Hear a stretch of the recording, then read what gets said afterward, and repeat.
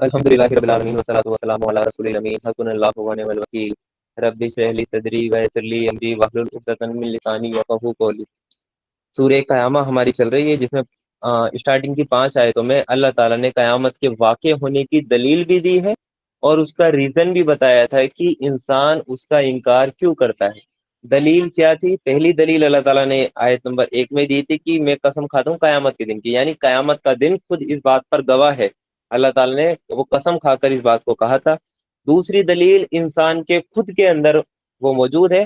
پھر اللہ تعالیٰ نے کہا تھا اور نہیں میں قسم کھاتا ہوں ملامت کرنے والے نفس کی، یعنی نفس لوامہ کی، جو انسان کے اندر موجود ہوتا ہے، جس کو ہم اپنی لینگویج میں کہ وہ ضمیر بولتے ہیں کہ تیرا ضمیر وہ مر چکا ہے، کہ جو ملامت کرتا ہے انسان کو برائی کرنے کے بعد۔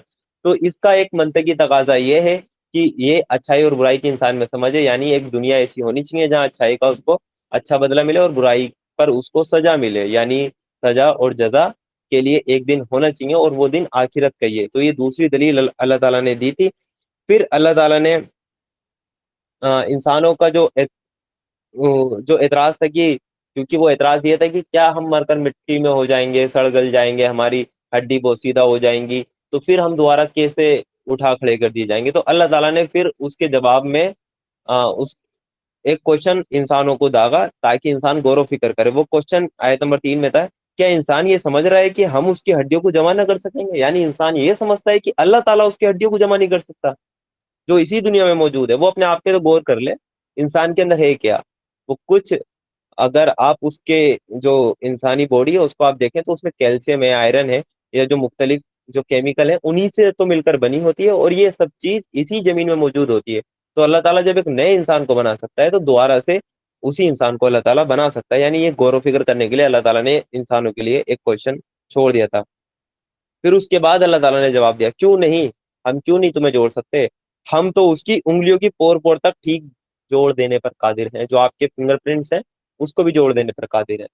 جو آپ کا ڈی این اے اسٹرکچر ہے جیسا ہے ویسے ہی بنے گا، جو آپ کے فنگر پرنٹ جیسے ہیں ویسے ہی بنیں گے۔ کسی انسان کے بھی ایک کے دوسرے سے نہیں ملتے، انسان کے آپس میں ایک ہاتھ کے دوسرے ہاتھ سے نہیں ملتے، تو ہم اس کو بھی ایز اٹ از بنا دینے پر قادر ہیں۔ مگر انسان چاہتا یہ ہے کہ آگے بھی بدعمالیاں کرتا رہے، لیکن اس کا اصل انکار کا جو ریزن ہے وہ یہ ہے کہ اس کی نفسانی خواہشات، یہ نہیں چاہتا کہ آخرت ہو۔ اس کی نفسانی خواہشات کے آگے جو آڑے آتی ہے وہ آخرت کا عقیدہ ہے، تو اس لیے وہ اسی سے منہ پھیرنا چاہتا ہے۔ لیکن دلیل کے طور پہ اگر بات کریں تو دلیل اللہ تعالیٰ نے کافی دے چکی ہیں، وہ پاسبل بھی ہے۔ اس کے پاس کوئی دلیل نہیں ہے کہ وہ نہیں ہوگی، اس کے انکار کی کوئی دلیل موجود نہیں ہے۔ پھر آیت نمبر 6 سے جو مطالعہ یہاں آغاز ہو رہا ہے وہ پھر ایک کوشچن ہے ان کا، جو کہ آیت نمبر 6 میں آپ کو سلائڈ پہ بھی شو ہو جائے گا۔ آیت نمبر 6 میں اللہ تعالیٰ نے کہا، پوچھتا ہے آخر وہ کب آنا ہے وہ قیامت کا دن، یعنی جو آخرت کا انکار کرتا ہے۔ تو پہلے اللہ تعالیٰ نے تو اس کا ریزن بتا دیا، اس کے انکار کا اصل ریزن ہے اس کی نفسانی خواہشات، یہ نہیں چاہتا آخرت کا دن آئے۔ اگر یہ آخرت کو مان لے گا تو اس پر کچھ اخلاقی پابندیاں عائد ہو جاتی ہیں جس کو اسے پورا کرنا پڑے گا۔ یہ پھر دنیا میں ظلم اور فساد نہیں وہ کر پائے گا، پھر ایک ایک قدم یہ پھک پھک کر رکھے گا اگر آخرت کے عقیدے کو مان لے، لیکن اپنی نفسانی خواہشات کی وجہ سے، اپنی عیاشیوں کی وجہ سے آخرت کو نہیں ماننا چاہتا۔ اب نہیں ماننا چاہتا تو لیکن جو ضمیر ہے اس کے اندر، جو نفس لوامہ ہے، وہ اس کو ٹریگر کرتی ہے کہ بھائی جو تو برائی کر رہا ہے یہ اس کا کیا، اس کو وہ ٹریگر کرتی ہے، یعنی وہ اندر سے مطمئن نہیں رہتا۔ آخرت کا انکار کر کے کوئی اندر سے مطمئن نہیں رہ سکتا، چاہے کتنا بھی بڑا فلسفر ہو، کتنا بھی بڑا وہ دنیا کا انسان ہو، لیکن اگر وہ آخرت کا انکار کرے گا تو اس کا ضمیر اس کو مطمئن نہیں رکھ سکتا، نفس لوامہ ٹریگر ہوگی، بار بار بار بار اس کو ملامت کرے گی۔ تو اسی ملامت کو وہ ڈھکنے کے لیے، یعنی اپنے ضمیر کو مطمئن کرنے کے لیے، وہ کہتا ہے کہ چلو میں اس کی تھوڑی کھوج بین بھی کر لیتا ہوں۔ تو پوچھتا ہے کہ آخر یہ قیامت کا دن کب آئے گا؟ اور یہاں جو اس نے کوشچن کیا ہے انسان نے، وہ کوئی اس کے طور پر نہیں ہے کہ وہ ایز اے انفارمیشن کے طور پہ وہ کوشچن کر رہا ہے کہ آپ مجھے ایگزیکٹ ٹائمنگ بتا دیجیے قیامت کی کہ وہ کب آئے گی، تاکہ میں اس کے لیے تیاری کر لوں۔ وہ انفارمیشن کے لیے یہ کوشچن نہیں کر رہا ہے۔ اس کا کوشچن کرنے کا اصل جو مسئلہ ہے وہ یہ ہے کہ وہ اپنی عیاشیاں جاری رکھے، اور جو آخرت کے عقیدے کو مانتے ان کا منہ وہ بند کرتے اپنے ان کوشچن سے، کہ آپ کہہ رہے ہو نا کہ قیامت آئے گی، آپ بتائیے کب آئے گی قیامت؟ آتی نظر تو نہیں آ رہی ہے ہمیں، आप बताइए उसकी डेट और टाइम, इतने सालों से तो नहीं आई। तो ये क्वेश्चन ये जो करता है वो क्या, कि सामने वाले का मुंह बंद कर दे, उसका असल मकसद ये होता है सामने वाले का मुंह बंद कर दे। वो ऐसा नहीं, एज अ इंफॉर्मेशन नहीं, कि अगर उसको वक्त बता दिया जाए तो वो कहेगा ओहो, मतलब 50 साल बाद कयामत आएगी, चलो ठीक है मैं तैयारी कर लेता हूँ उसके लिए ना, ऐसा नहीं है। वो एक एतराज के तौर पर ये क्वेश्चन करता है कि हमें तो जिस कयामत की आप बात कर रहे हो वो तो हमें कहीं आती नजर नहीं आ रही है। तो इस चीज से, इस क्वेश्चन से वो अपने दिल की बेचैनी को मुतमईन करने की कोशिश करता है, यानी नफ्स लव्वामा जो ट्रिगर हुई है, जो उसको मलामत कर रही है, उसको वो सेटिस्फाई करता है कि देखो कयामत वगैरह नहीं है, कयामत इनके पास दलील भी नहीं है, इनको तो वक्त भी नहीं पता, ये अंधविश्वास में जी रहे हैं कि कयामत आएगी, आखिरत होनी है। तू पूरी तरह लॉजिकल है, वो अपने आप को सेटिस्फाई करता है, तो ठीक है, अकीदे पे है। ऐसे ही सेम केस एथियस्ट के साथ होता है, कि अगर कोई एथियस्ट है तो वो आपको खुदा के वजूद पे डिबेट करता हुआ नजर आएगा, हर किसी से। क्यों? क्योंकि उसकी नफ्से लबामा तौहीद का अकीदा जो उसके दिल में मौजूद है, और नफ्से लबामा उसको ट्रिगर करती है, भाई ये तूने बड़ा मतलब कि वो जुर्म कर दिया, सारे इंसानों के तू खिलाफ है, अक्सरियत इंसानों की खुदा को मानती है, तेरे पास क्या दलील है वो खुदा नहीं है। तो वो क्या करता है, खुदा के मानने वालों के पास जाता है और उनसे बहस करता रहता है। आप अक्सर एथियस्ट को देखेंगे, किसी जमाने में मैं भी एथियस्ट था, लेकिन मैं किसी के पास नहीं जाता था। नहीं क्या, भाई ठीक है एथियस्ट है, वो खुदा वगैरह नहीं है दुनिया में, मतलब अय्याशिया करें और निकल जाएंगे यहाँ से। बड़े बड़े ड्रीम थे, बड़ी बड़ी अय्याशियां की हैं, बड़े बड़े अय्याशियों के और सपने थे, लेकिन वो कहीं ना कहीं मेरे दिल में भी रहता था कि अगर हो गई तो, अगर खुदा हुआ तो, ये लोग वो गलत नहीं हुए तो। खुद को मुतमईन, यानी नफ्स लवामा मुझे भी ट्रिगर करता था, लेकिन उसको मुतमईन करने के लिए मैं तरह तरह की चीजें सोचता था।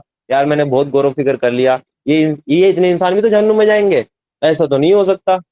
तो ये उसका जो एतराज, उसका जो क्वेश्चन था ना, ये एतराज के तौर पर था, अपनी नफ्स लव्वामा को मुतमईन करना चाहता है वो इंसान आखिरत का इनकार करके, कि पूछता है कि कयामत का दिन कब आएगा, ये पूछता है।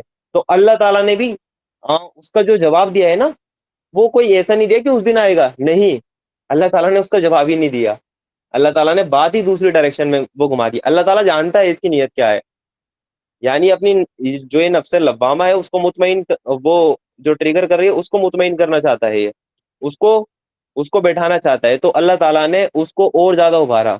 अच्छा कयामत के बारे में पूछते हो मुझसे, कयामत के बारे में मैं बताता हूँ, कयामत वो कब आएगी। तो अल्लाह ताला ने फिर पूरा एक कयामत का नक्शा खींच कर रख दिया इंसान के सामने, कि ये है कयामत का नक्शा। अब बच कहाँ तक बचेगा। तो जैसा उनका क्वेश्चन था, जिस नियत से उन्होंने क्वेश्चन किया था, उसी इंटेंशन से, उसी नियत से अल्लाह ताला ने उनको जवाब उनके मुंह पे देकर मारा है। वो जवाब फिर अगली आयत में आएगा, आयत नंबर 7 में अल्लाह ताला ने कहा कि पूछता है कयामत कब आएगी, तो इनसे कहो फिर जब दीदे पथरा जाएंगे, जब दीदे इंसान के पथरा जाएंगे। आयत नंबर 7 में अल्लाह ताला ने कहा फिर जब दीदे पथरा जाएंगे। असल में आयत नंबर 7 में जो असल वर्ड यूज हुआ है आपके सामने, वो बरिकल बसर के अल्फाज यहाँ इस्तेमाल अल्लाह ताला ने किए हैं, जिसके लुग़वी माना जो होते हैं ना, यानी जो डिक्शनरी के माना होते हैं, वो है जैसे बिजली की चमक से आंखों का चुधिया जाना। अचानक सी बिजली अगर वो गरजती है तो आंखें एकदम से चुंधिया जाती हैं, इंसान बंद कर लेता है, उसको टाइट से मतलब भींच लेता है आंखों को ना, तो वो उसको बोलते हैं आंखों का चुंधिया जाना। तो इसका जो असल अल्फाज जो यूज हुए हैं यहाँ पे, कि परिकल बसर, उसका मतलब यही है कि बिजली की चमक से आंखों का चुंधिया जाना, इसको अरबी में वो ये बोलते हैं। लेकिन अरबी मुहावरे में ये माना सिर्फ इसी मीनिंग के लिए खास नहीं है, बल्कि इसके और मतलब भी निकलते हैं। वो मतलब क्या है बरिकल बसर के, जैसे खौफजदगी, यानी किसी को देखकर इंसान खौफजदा हो जाता है, उसकी आंखें खुली की खुली रह जाती हैं, तो खौफजदगी के हैं। हैरत के हैं, हैरत में पड़ गया कोई इंसान, या कोई इंसान किसी हादसे से अचानक दो चार हो, मतलब हो, जैसे अगर वो बाइक पे ट्रेवल कर रहा है और उसकी बाइक की स्पीड है 80 है और 90 हो, और पड़ोस से उसके अगर कोई ट्रक निकल जाए और वो बाल बाल बचे उसमें मतलब जाने से, तो जैसे उसकी आंखें, मतलब वो रोकता है बाइक और वो सोचो, वो गौर फिक्र करता है ये क्या हुआ मेरे साथ, तो आंखें उसकी वो खौफजदगी में, हैरत में वो हो जाती हैं। जैसे हम कहते हैं ना कि वो इंसान हक्का बक्का रह गया एकदम से, तो ये है इसके मतलब कि हक्का बक्का रह गया। تو یعنی وہ انسان قیامت کا جو منظر جب وہ پیش آئے گا اس کو دیکھ کر وہ ہکا بکا رہ جائے گا، وہ خوف زدہ ہو جائے گا، وہ حیرت میں پڑ جائے گا، اس کی آنکھیں چندیا جائیں گی، اس کی آنکھیں چندیا جائیں گی۔ یہ دیکھیں اللہ تعالیٰ نے جواب کیا دیا اسے، قیامت کا دن نہیں بتائیں گے اللہ تعالیٰ کب آئے گا، اور اس کو جواب ایسا دیں گے اس کے منہ پر دے کے ماریں گے، پھر جب دیدے پتھرا جائیں گے، تو پوچھ رہے ہیں نا قیامت کب آئے گی، تب آئے گی جب تیرے دیدے پتھرا جائیں گے۔ یہ کہنا چاہ رہے ہیں اللہ تعالیٰ۔ اور اسی چیز کو اللہ تعالیٰ نے سورہ ابراہیم آیت نمبر 42 میں بھی اللہ تعالیٰ نے کہا، اللہ تو انہیں ٹال رہا ہے اس دن کے لیے جب آنکھیں پھٹی کی پھٹی رہ جائیں گی۔ وہاں بھی جو الفاظ یوز ہوئے ہیں وہ بھی بریک الوسر کے ہیں۔ اللہ انہیں اس دن کے لیے ٹال رہا ہے، اس دن تک کے لیے ڈھیل دے رہا ہے کہ جب ان کی آنکھیں پھٹی کی پھٹی رہ جائیں گی، یہ دیکھتے رہ جائیں گے، یہ خوف زیادہ ہو جائیں گے، اس چیز کا ہم انکار کر رہے تھے، یہ سامنے ہمارے آ گئی۔ پھر آیت نمبر 8 میں اللہ تعالیٰ نے کہا اور چاند بے نور ہو جائے گا، یعنی چاند بے نور ہو جائے گا۔ جو آج ہم جو ماڈرن جو سائنس ہم پڑھتے ہیں تو ہمیں پتا ہے کہ چاند کی اپنی کوئی روشنی نہیں ہے، تو وہ بے نور کیسے ہوگا؟ تو کیا قرآن کی آیت یہ غلط ہو گئی؟ ماڈرن سائنس یہ کہتی ہے، فیکٹ ہے کہ چاند کی اپنی کوئی روشنی نہیں ہے، اپنی کوئی لائٹ نہیں ہے، اور اللہ تعالیٰ کہہ رہے ہیں کہ چاند بے نور ہو جائے گا۔ جب چاند کے پاس روشنی ہے ہی نہیں تو وہ بے نور ہوگا کیوں؟ یا تو قرآن کی آیت غلط ہے یا ماڈرن سائنس غلط کہہ رہی ہے۔ اصل میں چاند کی اپنی لائٹ نہیں ہے، لیکن وہ سورج کی ریفلیکٹڈ وہ لائٹ سے روشن ہوتا ہے، جو سورج کی لائٹ چاند پر پڑتی ہے اس سے وہ روشن ہوتا ہے۔ اس کا مطلب کیا ہوا؟ یعنی اس دن سورج جو انرجی پروڈیوس کر رہا ہے اپنے اندر سے، وہ 50,000 ایٹومک بم کے برابر ہر سیکنڈ میں انرجی ریلیز کرتا ہے۔ یعنی ایک ٹائم ایسا آئے گا، اور ماڈرن سائنس اس بات کو ایکسپٹ کرتی ہے کہ سورج کی جو جتنی بھی اس کے اندر ایندھن ہے وہ ختم ہو جائے گا، ایک وقت ایسا آئے گا، وہ آنا ہے، کتنے سال بعد آئے گا، وہ آئے گا تب آئے گا، ابھی اس کے پاس ہے، لیکن وہ ایک وقت آئے گا کہ وہ سورج کام کرنا بند کر دے گا، تو پھر کیا ہوگا؟ وہ لائٹ نہیں دے پائے گا وہ چاند کو، تو پھر چاند کیا ہوگا؟ خود کی تو لائٹ ہے نہیں اس کے پاس، سورج کی لائٹ آتی ہے، چاند بے نور ہو جائے گا۔ یہ ہے شاید کا مطلب۔ اللہ تعالیٰ جھوٹ نہیں بول رہے کہ چاند بے نور ہو جائے گا۔ اللہ تعالیٰ نے یہ دعویٰ ہی نہیں کیا کہ چاند کی اپنی روشنی تھی، اللہ تعالیٰ نے تو یہ کہا کہ چاند تک روشنی نہیں پہنچے گی، یعنی جو آپ کو چمکتا ہوا دکھ رہا ہے وہ بے نور ہو جائے گا، تو چاند اس روز بے نور ہو جائے گا۔ تو اس سے ہمیں یہ پتا چلا کہ قیامت جب آئے گی تو سورج کا جو ایندھن ہے، جو فیول ہے، وہ بھی ختم ہو جائے گا، جس کی وجہ سے وہ اپنی لائٹ آگے ٹرانسفر نہیں کر پائے گا، جس کی وجہ سے چاند بے نور ہو جائے گا۔ تو قیامت کا جو نقشہ اللہ تعالیٰ نے کھینچا، یہ جو ہمارا سولر سسٹم ہے نا، یہ بڑا ہی پیچیدہ ہے اگر آپ اس پہ غور و فکر کریں، بڑا ہی پیچیدہ ہے۔ اگر ہماری جو ارتھ ہے اس کی ڈسٹینس جو سورج سے ہے، اگر وہ تھوڑی قریب ہوتی تو اتنی گرمی پڑتی یہاں پر کہ یہاں پر جیون جو لائف ہے وہ سسٹین نہیں کر سکتی تھی۔ اگر ہماری ارتھ کی اور جو سورج کی جو ڈسٹینس ہے وہ اگر تھوڑی دور ہوتی تو اتنی ٹھنڈی ہماری پرتھوی ہو جاتی تو بھی یہاں پہ لائف سسٹین نہیں کر پاتی۔ زندگی کے لیے جو بہترین ایٹموسفیئر ہونی چاہیے تھا، جو بہترین ڈسٹینس، ایک نپی تلی ڈسٹینس ہونی چاہیے تھی، وہ موجود ہے ارتھ کی۔ اور ہمارے آس پاس کتنے ایسٹرائڈ ہیں اور کتنے الکا پنڈ وغیرہ ہیں، اور کتنے بڑے بڑے پتھر ہیں جو کہ اسپیس میں گھومتے پھر رہے ہیں، اگر اس میں سے کوئی بھی آ کر ایک بھی اگر ارتھ پہ لگ گیا تو نظام دھرم برم ہو جائے گا۔ اگر کوئی سائزیبل، یعنی کوئی چھوٹا موٹا نہیں، وہ تو لگتے رہتے ہیں آ کے، اگر سائزیبل جو کہ ایک ایسٹرائڈ کی پلیٹ سے نا پوری ایک وہ گھوم رہے ہیں، وہ سورج کے وہ چاروں طرف، اسی میں سے اگر کوئی بڑا سا پتھر آ کر وہ پرتھوی پہ لگ گیا تو پرتھوی دھرم بھرم ہو جائے گی۔ تبھی ہم کہتے ہیں، وہ سائنس فکشن جو مووی دیکھی ہوں گی، کہ 2012 میں ارتھ کا اینڈ ہونے والا ہے۔ وہ کیوں ہونے والا تھا؟ کیونکہ سائنٹسٹ جو ہے یہ گمان کر رہے تھے کہ ایک پتھر جو کہ بڑا سائزیبل ہے وہ پرتھوی سے آگے ٹکرا جائے گا، لیکن وہ اللہ تعالیٰ کوئی منظور نہیں تھا ابھی، وہ تو قیامت کے دن اللہ تعالیٰ دھرم بھرم کرے گا، ابھی تو نہیں کر رہا، ابھی تو نہیں ہے وہ قیامت، وہ تو اللہ تعالیٰ کے علم میں ہے۔ ایسے ہی اگر وہ 2026 کا کہا کسی نے کہ 2026 میں تو دنیا ختم ہو جائے گی، تو یہ جو کہتے ہیں نا دنیا ختم ہو جائے گی، وہ یہی چیز ہے۔ ہم جس سولر سسٹم میں ہے نا، بڑا ہی خطرناک ہے۔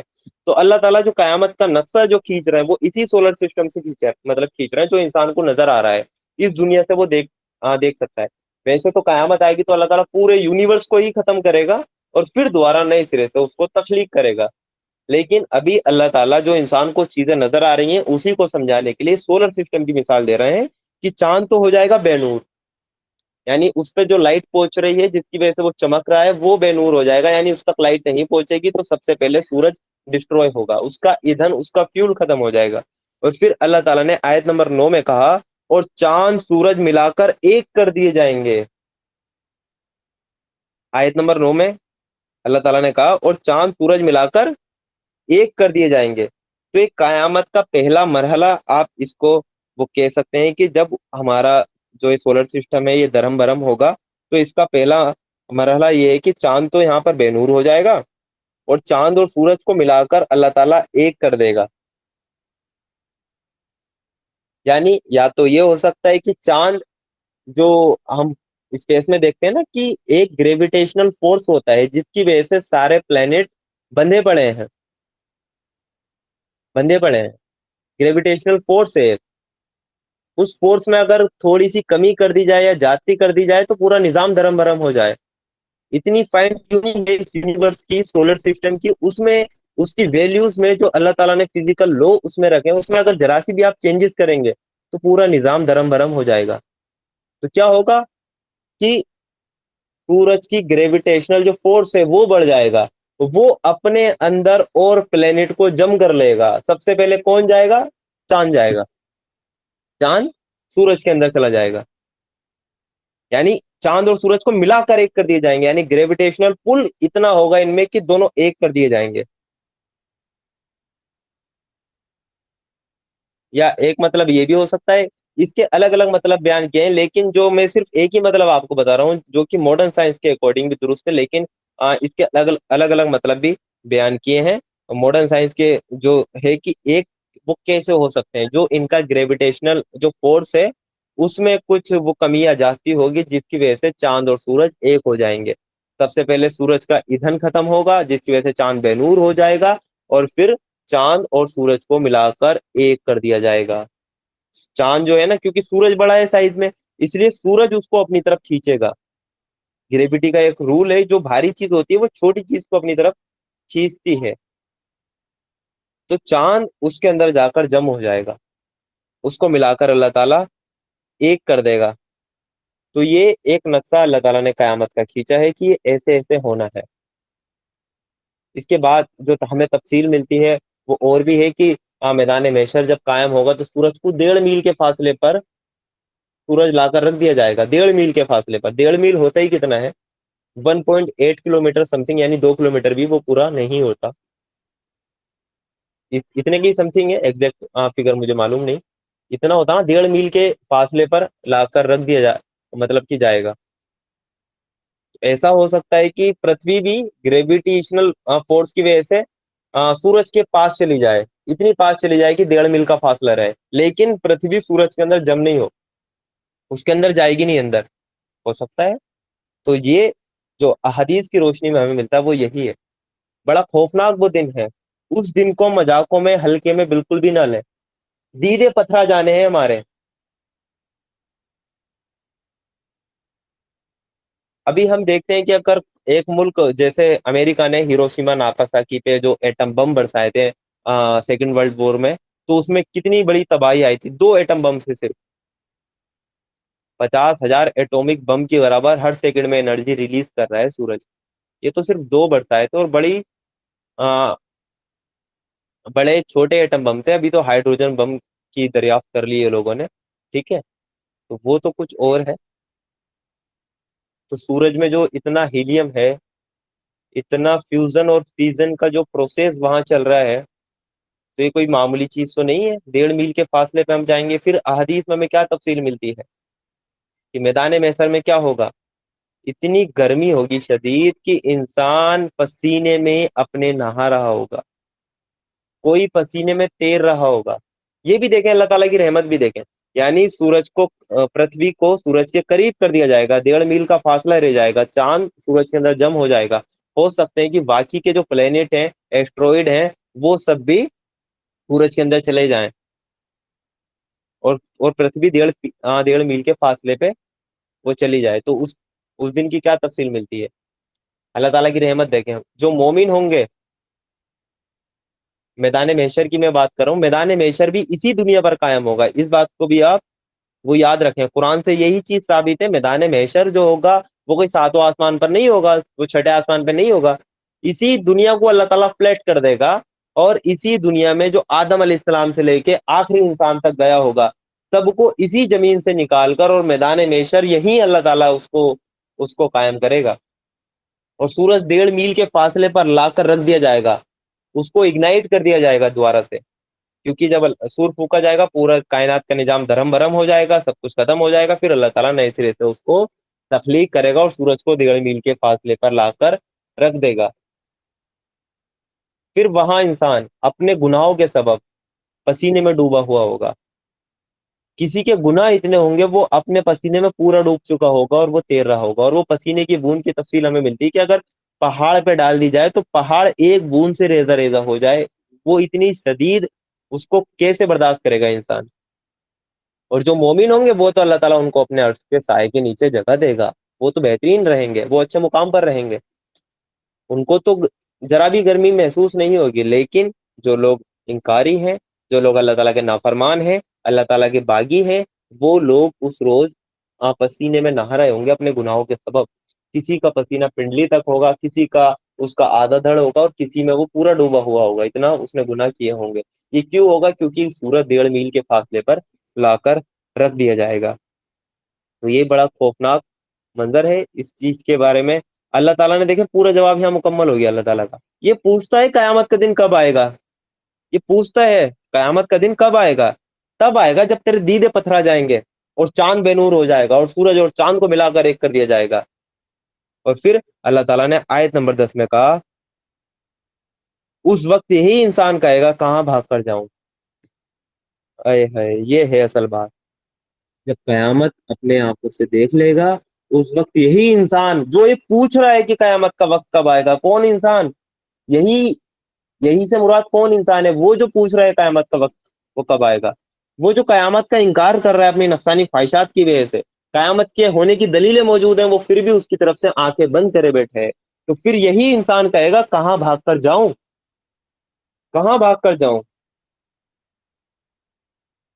میں کیسے بچوں؟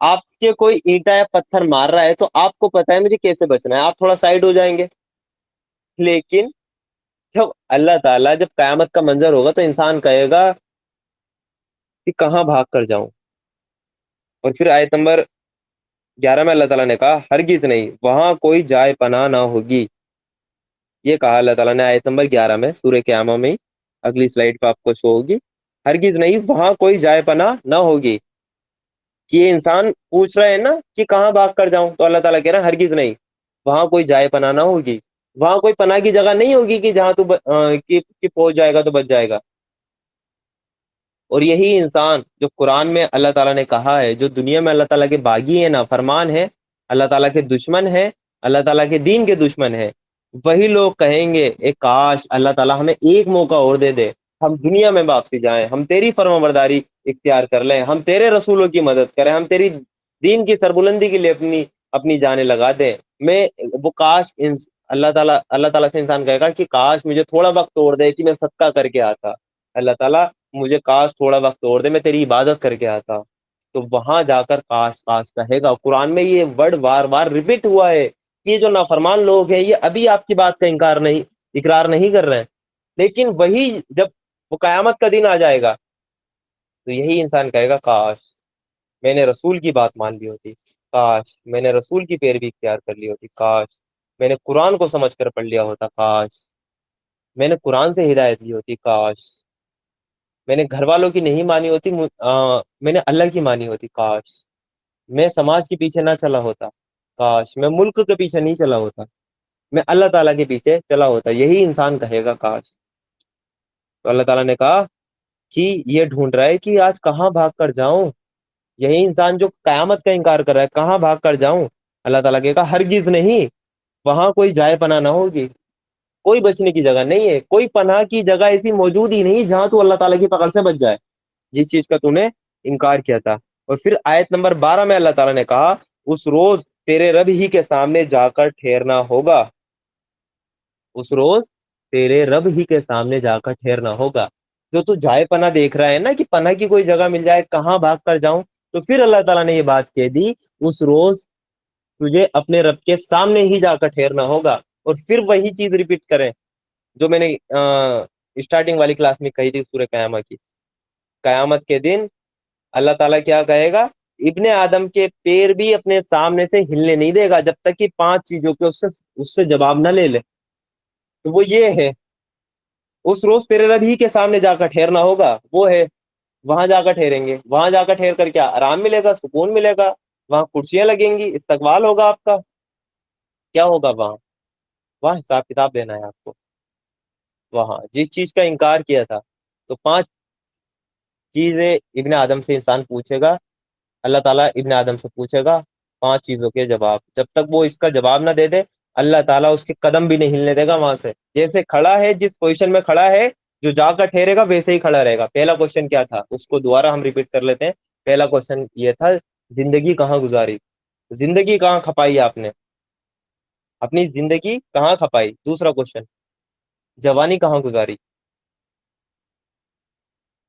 اتنی نعمت دی تھی ہم نے تمہیں, زندگی دی تھی, وہ بتائیں وہ کہاں گزاری.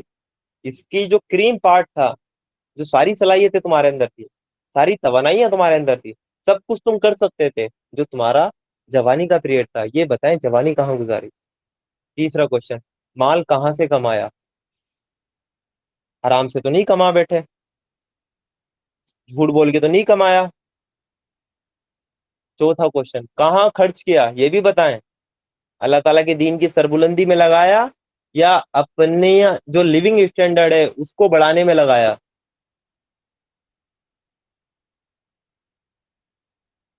یہ بتائیں. پانچوں کوشچن.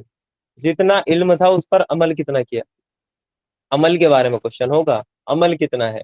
یہ نہیں اللہ تعالیٰ پورا قرآن تفسیر سے پڑھ لیا, اللہ تعالیٰ پورا قرآن تفسیر سے ایکسپلین بھی کر دیا ہوگا جی, یہ تو کوشچن ہی نہیں ہے. کوشچن یہ ہے عمل بتا, عمل کتنا تھا. تو یہ 5 کوشچن اللہ کے سامنے جا کر اللہ تعالیٰ ہم سے پوچھے گا, اور اس کے جواب ہمیں دینے ہی ہیں. یعنی اس روز تیرے رب ہی کے سامنے جا کر ٹھہرنا ہے. یہ جو جائے پناہ ڈھونڈ رہا ہے, یہ جو پوچھ رہا ہے کہاں بھاگ کر جاؤں, جو آخرت کا انکار کر رہا ہے, تو اس کو بتا دو اس روز تیرے رب کے سامنے ہی جا کر وہ ٹھہرنا ہے. اور پھر اللہ تعالیٰ نے آیت نمبر 13 میں کہا, اس روز انسان کو اس کا سب اگلا پچھلا کیا کرایا بتا دیا جائے گا. یہ ہے, اس روز انسان کو سب اس کا اگلا پچھلا جو بھی کچھ کیا ہے اس نے سب بتا دیا جائے گا. یہاں جو اصل عربی میں کی ورڈ یوز ہوا ہے, وہ ہوا ہے بما قدمہ و اخر. یہ بڑا جامع ایک الفاظ ہے جو کہ عربی کا ہے. اس کے کئی معنی یہاں پر ہو سکتے ہیں, اور یہاں سے اس آیت کے سیاق و سباق سے لگ رہا ہے کہ جتنے بھی میننگ اس ورڈ کے ہوتے ہیں سبھی کے سبھی یہاں مراد ہیں, سبھی کے سبھی یہاں مراد ہیں. یعنی اس روز انسان کو اس کا سب اگلا پچھلا کیا کرایا بتا دیا جائے گا. وہ بتائے گا اللہ تعالیٰ کس صورت میں, اس کا نامہ اعمال اس کے سامنے لا کر رکھ دیا جائے گا. یہ پڑھ اپنی کتاب, یہ پڑھ, اس میں لکھا ہے تیرا سب کچھ. تو وہ کیا کیا اس کو بتایا جائے گا, اس کے جو ورڈ کے میننگ میں ہے وہ پہلا تو یہ ہے کہ انسان کو اس روز یعنی قیامت کے روز مرنے سے پہلے اس نے کیا نیکی کی اور کیا اس نے برائی کی, اور کیا اس نے اپنی آخرت کے لیے بھیجا, یہ سب بتا دیا جائے گا. یعنی اس نے زندگی میں کیا نیکی کی اور کیا برائی کی, اور کیا اس نے آخرت کے لیے بھیجا, آخرت کے لیے بھیجا ہے کچھ یا نہیں, اللہ تعالیٰ کے دین کی لیے جدوجہد کی یا نہیں, اللہ تعالیٰ کے دین کو جب مال کی ضرورت پڑی تو لگایا یا نہیں, تو کیا آخرت کے لیے بھیجا. تو پہلا تو یہی ہے, کیا نیکی اور بدی اس نے آخرت کے لیے کما کر رکھی تھی, یہ اس کو بتایا جائے گا. نیکی کمائی آخرت کے لیے یا برائی کمائی, ہمیں خود سوچنا ہے ہم کیا کما رہے ہیں آخرت کے لیے. اللہ کے رسول صلی اللہ علیہ وسلم کی حدیث ہے, یہ دنیا آخرت کی کھیتی ہے, دنیا آخرت کی کھیتی ہے, جو بو گے وہی کاٹو گے. نیک امال کیے ہوں گے تو انعام پاؤ گے, برے امال کیے ہوں گے تو سزا پاؤ گے. یہ ہے آخرت کی کھیتی. کھیتی میں کیا ہوتا ہے, آپ کوئی بیج ڈالتے ہیں फॉर एग्जाम्पल आप ने अगर गंदुम का बीज डाला है तो गंदुम ही तो काटोगे। ऐसा तो नहीं हो सकता बीज डाला आपने गंदुम का और काट रहे हो आप उससे अनार, अनार की खेती हो गई। पॉसिबल है? या पेड़ तो लगाया आपने केले का, एक्सपेक्ट कर रहे हो कि इससे मैं जामन खाऊंगा, तो क्या खा लोगे? आपने बीज डाले सेब के और सोच रहे हो मैं अनार खाऊंगा, तो क्या मिल जाएंगे अनार? खेती में ऐसा होता है, जो बोओगे वही तो मिलता है। अनार का पेड़, अनार के बीज डालेंगे, अनार के पेड़ उगेंगे तब अनार मिलेंगे। अगर बीज आप सेब का डाल के आप चाहते हो मुझे अनार खाने को मिल जाए तो नहीं मिल सकते। ऐसे ही दुनिया को आखिरत की खेती कहा है। अब इस खेती में आप खुद बताएं, अगर आप नेक अमाल इस खेती में डालेंगे, नेक अमाल से इस खेती को सींचेंगे, तभी तो आखिरत में उसका इनाम आप पाएंगे, तभी तो उसका फल आप काटेंगे, तभी तो उसका फल आप खाएंगे। लेकिन आपने दुनिया में बुरे अमाल किए, यानी खेती में आपने बुरा बीज डाला, बुरे अमाल किए, तो एक्सपेक्ट कर रहे हो आखिरत में जन्नत मिल जाए, अल्लाह ताला की रहमत भी मिल जाए, अल्लाह ताला के अर्श का साया भी मिल जाए? इतना आसान नहीं है अल्लाह ताला के अर्श का साया मिलना। जवानी खपानी पड़ेगी, अपनी जवानी इस दीन की सरबुलंदी के लिए खपानी पड़ेगी, तन्हाई में रोना पड़ेगा, अदल और इंसाफ पे आपको कायम रहना पड़ेगा। इतना आसान नहीं है अल्लाह ताला के अर्श का साया मिलना। तो पहला मतलब तो ये है कि इंसान ने क्या नेकी की होगी, क्या बदी की होगी, क्या बुराई की होगी, वो उसको बता दिया जाएगा। और दूसरा पार्ट एक ये होता है कि इस आयत में जो अल्फाज है, उस रोज इंसान को उसका सब अगला पिछला बता दिया जाएगा, अगला पिछला बता दिया जाएगा। यानी उसके मरने के बाद भी तो उसके छोड़े गए असरात है ना। कोई इंसान है, जब वो दुनिया से जाता है तो उसका अमाल का सिलसिला खत्म तो नहीं हो जाता, उसके बाद भी चलता रहता है। एक इंसान है इस दुनिया में, वो एक बाग लगा कर गया, पेड़ लगा कर गया, और उसको पब्लिक के लिए उसने ओपन रख दिया, सदका कर दिया, तो क्या उसके जाने के बाद भी तो लोग उसके बाग से फायदा उठाते रहेंगे ना। यानी उसके जाने के बाद भी उसकी नेकियों का सिलसिला जारी है। और कोई इंसान है जिसने एक बेहयाई वाली मूवी बना दी और वो दुनिया से चला गया, वो मर गया, लेकिन उसके जाने के बाद भी तो नेट पे उसकी मूवी अवेलेबल है ना, लोग उसकी मूवी से गुनाह में इन्वॉल्व हो रहे हैं, उसकी मूवी को देख रहे हैं, बेहयाई मूवी को। तो फिर उससे क्या होगा? उसका अमाल का सिलसिला तो नहीं खत्म हुआ उसके जाने के बाद। यानी इंसान अगर दुनिया से चला भी जाता है तो उसके अमाल का सिलसिला कट नहीं जाता, वो जारी रहता है। वो तब तक जारी रहेगा जब तक कयामत ना आ जाए। अल्लाह के रसूल सल्लल्लाहु अलैहि वसल्लम की हदीस है कि आदम अलैहिस्सलाम का जो एक बेटा था, वो कौन था? काबिल, जिसने हाबिल का कत्ल किया था। पहला कत्ल जो दुनिया में हुआ था वो हाबिल का हुआ था। किसने किया था? काबिल ने किया था। आदम अलैहिस्सलाम के दो बेटे थे, काबिल ने हाबिल का कत्ल किया था। तो अल्लाह के रसूल सल्लल्लाहु अलैहि वसल्लम ने फरमाया कि जो दुनिया में जितने भी कत्ल होते हैं, यानी जो कत्ल का सिलसिला है वो काबिल ने राइज किया।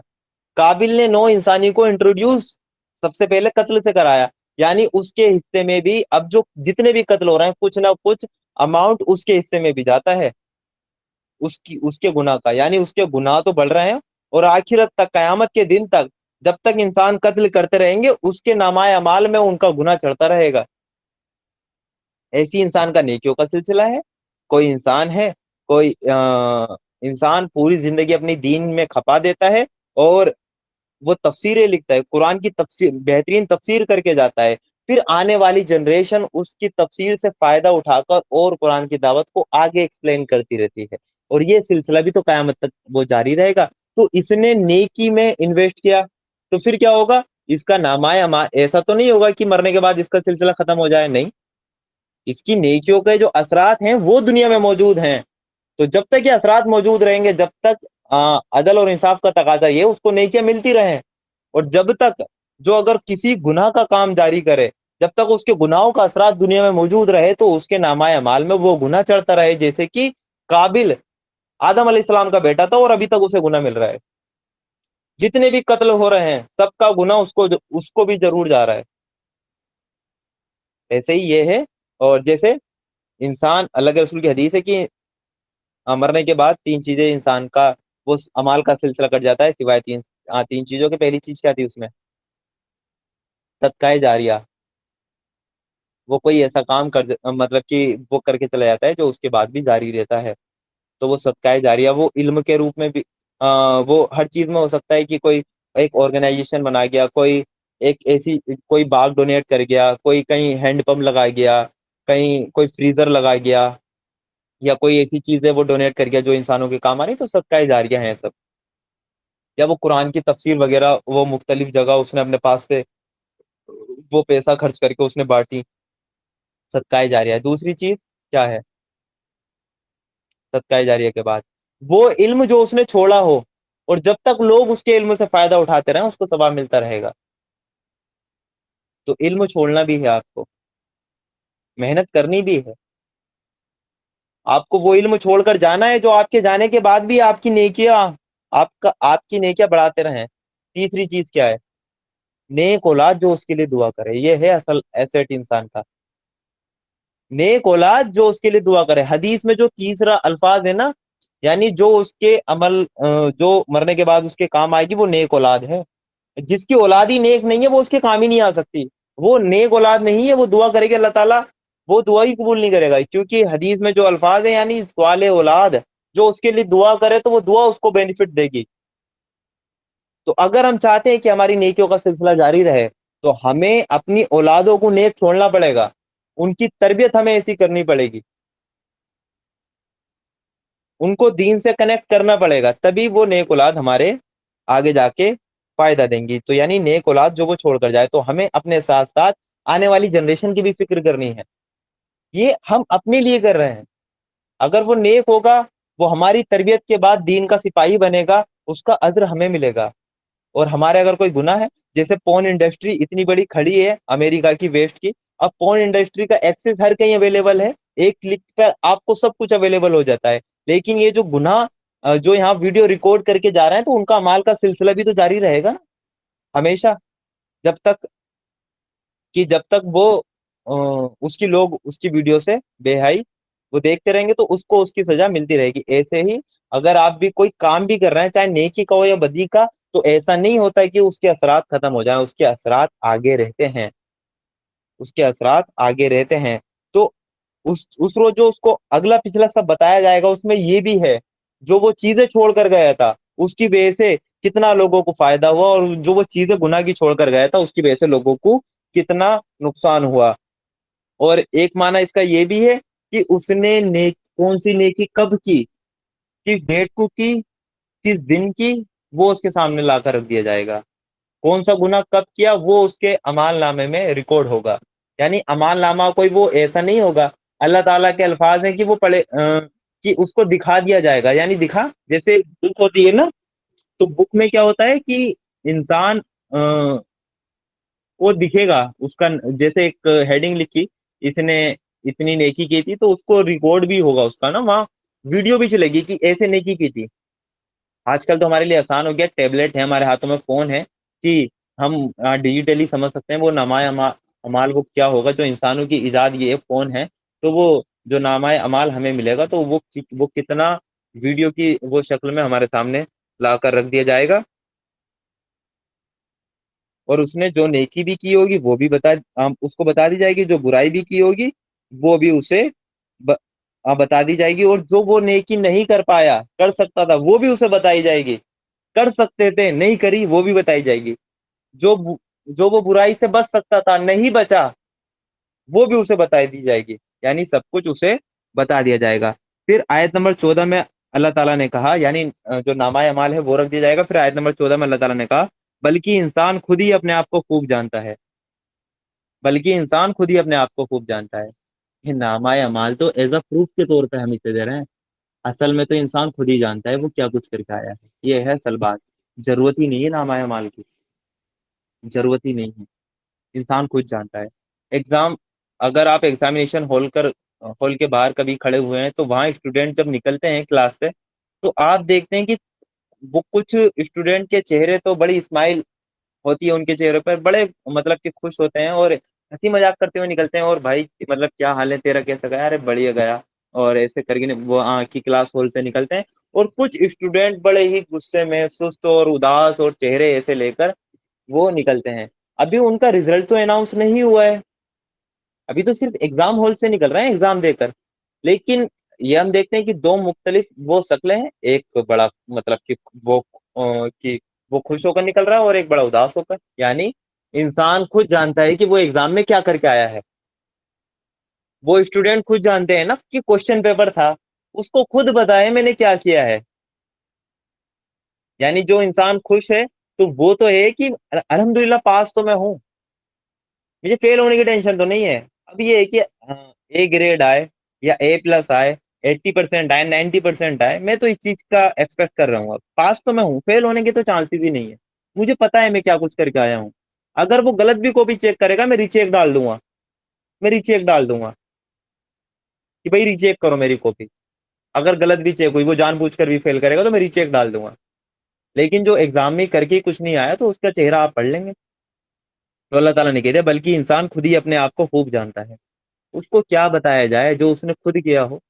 جو میموری ہماری وہ ہماری ایسی کر دی جائے گی کہ ایک ایک سیکنڈ ہمیں دنیا کا یاد مطلب وہاں پر ہوگا، تبھی تو اس کا حساب کتاب دیں گے۔ جب اللہ تعالیٰ ایک ایک سیکنڈ یاد رکھے گا، جب ہمیں یاد ہی نہیں رہے گا تو ہم کیا حساب کتاب دیں گے؟ یعنی ہماری جو میموری ہے وہ بڑھا دی جائے گی، یادداشت ہماری بڑھا دی جائے گی۔ تو انسان خود ہی جانتا ہوگا کہ میں کیا کر کے آیا ہوں، اس کو بتانے کی بھی ضرورت نہیں ہے۔ پھر اللہ تعالیٰ نے کہا بلکہ انسان خود ہی اپنے آپ کو خوب جانتا ہے۔ اگلی آیت میں اللہ تعالیٰ نے کہا چاہے وہ کتنی ہی معذرتیں پیش کرے، چاہے وہ کتنی ہی معذرتیں پیش کرے، آیت نمبر 15 میں اللہ تعالیٰ نے یہ کہا۔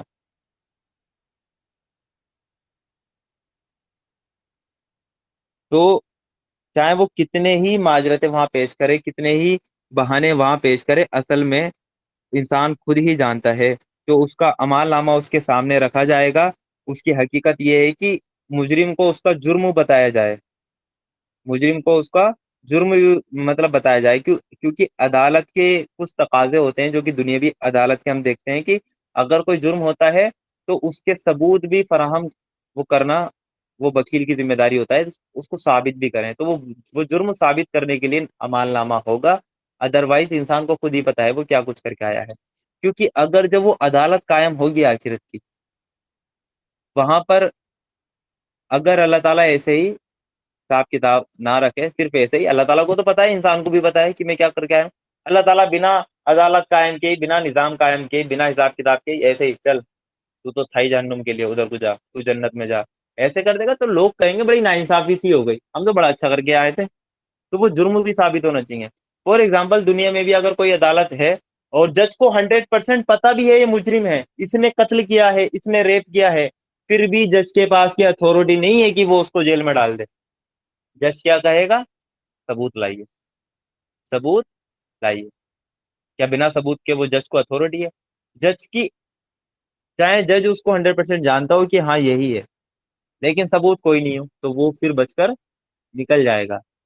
تو اعمال نامہ اس لیے رکھا جائے گا کیونکہ انصاف کے تقاضے یہ ہیں کہ ثبوت بھی انسان کو دکھائے جائیں، ثبوت بھی وہ کہ فراہم کر دیے جائیں، تاکہ جب اس کو سزا دی جائے، کیونکہ سزا بڑی تکڑی ہے جہنم کی، تو وہ تب کوئی معذرت پیش نہ کرے۔ تو اللہ تعالیٰ نے کہا کہ انسان اپنے آپ کو خوب جانتا ہے، چاہے وہ کتنی ہی معذرتیں پیش کرے، کتنے ہی معذرتیں، یعنی کہ بڑی غلطی ہو گئی، کاش میں یہ کر لیتا، ایک موقع اور دے دو، یا مجھے اس بار معاف کر دو، یا بہانے بنائے، یہ اس وجہ سے ہوا، اس وجہ سے، چاہے کتنی ہی معذرتیں پیش کرے، انسان اپنے آپ کو خوب خوب جانتا ہے کہ وہ کیا کچھ دنیا میں کر کے آیا ہے۔ تو وہاں جو عدالت قائم ہوگی، وہاں اعمال نامہ ایز اے ریکارڈ کے طور پر دکھایا جائے گا، جس سے کہ مجرم کا جرم ثابت ہو، لیکن اصل میں اللہ تعالیٰ بھی جانتا ہے۔ اور دیکھیں دنیا کا جج تو ہو سکتا ہے قانون کا پابند کی وہ اس کو سزا نہ دے سکتا ہو جبکہ وہ جانتا ہو، لیکن اللہ تعالیٰ تو کسی چیز کا پابند نہیں ہے، اللہ تعالیٰ کے اوپر تو کوئی نہیں ہے، اس کو تو کسی کو حساب کتاب نہیں دینا ہے، دنیا کے جج کو تو حساب کتاب دینا ہے اپنی حکومت کو، لیکن اللہ تعالیٰ کو نہیں دینا ہے۔ تو اللہ تعالیٰ حاکم بھی ہے، لیکن عدل اور انصاف کا بھی اللہ تعالیٰ خیال رکھے گا کہ جو عدل اور انصاف کے تقاضے ہیں وہ بھی پورے کیے جائیں، اس کے بعد جو انسان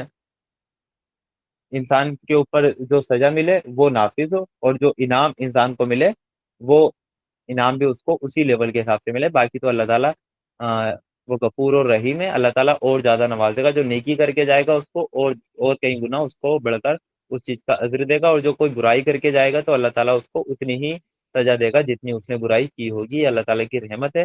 تو ہمیں آخرت پہ اور قیامت کے دن پہ ایمان لانا ہے، یقینی والا ایمان لانا ہے۔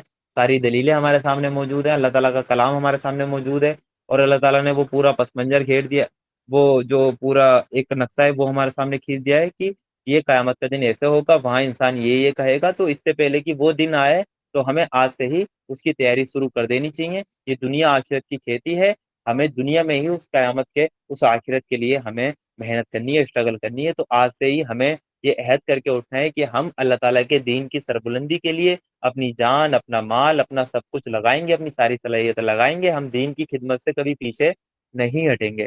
تو اللہ تعالیٰ سے یہی دعا ہے کہ اللہ تعالیٰ ہمیں کہنے سننے سے زیادہ عمل کرنے کی توفیق عطا کرے۔ جزاک اللہ خیر۔